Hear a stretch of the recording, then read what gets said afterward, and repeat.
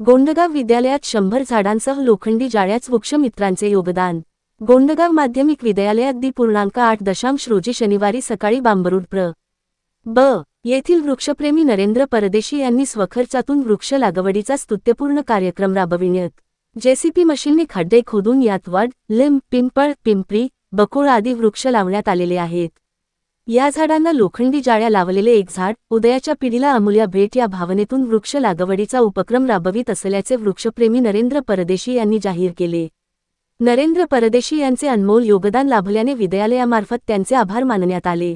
याकामी विद्यालयाचे मुख्याध्यापक नन्नावरे यांचे मार्गदर्शनातून हा वृक्ष लागवडीचा कार्यक्रम हाती घेण्यात आला। याकामी नागरिक, पालकवर्ग, शिक्षक, शिक्षकेतर कर्मचारी, विद्यार्थी, विद्यार्थिनींचे अनमोल सहकार्य लाभले। वृक्ष लावा, वृक्ष जगवा असा संदेश या वृक्ष लागवडीतून देण्यात आलेला आहे। वृक्ष लागवड विद्यालयाचे मुख्याध्यापक बी.जी. नन्नावरे, वृक्षप्रेमी नरेंद्र परदेशी बांबरूड प्र. ब.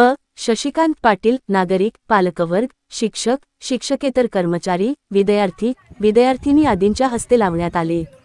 वृक्षमीन नरेंद्र परदेशी यांचे वडील जयसिंग चतरू परदेशी, आई रामकोरबाई परदेशी, वृक्षमीन नरेंद्र परदेशी, जितेंद्र परदेशी, माजी उपसरपंच बिकन परदेशी, सावदे येथील विठ्ठल परदेशी, शरद परदेशी यांचेसह नातेवाईक मंडळी, शशिकांत पाटील, जितेंद्र पाटील, सरपंच राहुल पाटील, रोशन पाटील, शिवव्याख्याते दत्तू मांडोळे, सामाजिक कार्यकर्ते विजय साळुंखे, ललित मांडोळे, राहुल सोनार, पणकार सतीश पाटील, रतिलाल पाटील यांचेसह नागरिकांनी भेटी दिल्यास स्तुत्य उपकरणाचे कौतुक केले।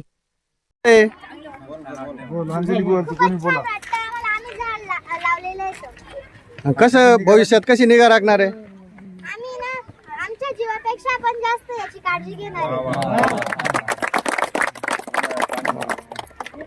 आहे। दादा, तुमची एक वृक्षप्रेमी म्हणून नेहमी आमच्या परिसरात ओळख आहे। आज तुम्ही आमच्या शाळेला किती वृक्ष दिले आणि ही संकल्पना कशी सुचली तुम्हाला आणि हीच जागा कशी योग्य वाटली?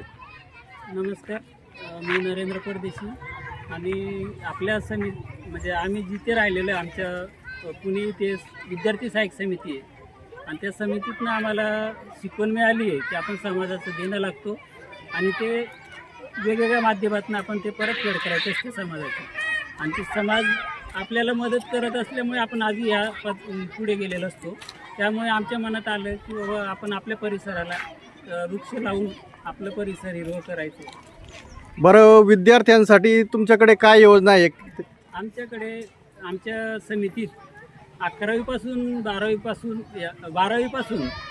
तर ग्रॅज्युएशन पूर्ण होईपर्यंत राहण्याची खाण्याची उत्तम सोय, मुला मुलींची सर्व व्यवस्थित शिस्तबद्ध पद्धतीने राहण्याची सोय केलेली आहे। ललित भाऊ यांनी तर वृक्षारोपण केलं आता, पण ही संपूर्ण जबाबदारी शाळेची आहे। तुम्ही समिती या नात्याने किंवा सर मंडळी याकडे कसं योगदान बघणार आहे आणि कसं याचं पालन पोषण करणार?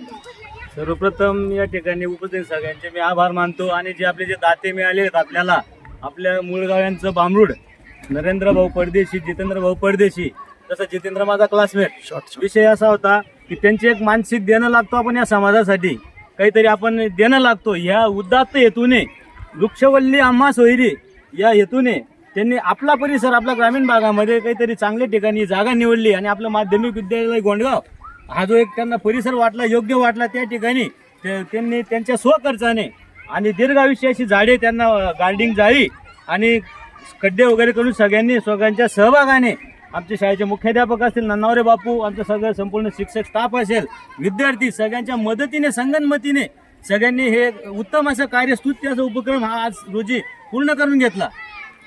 सर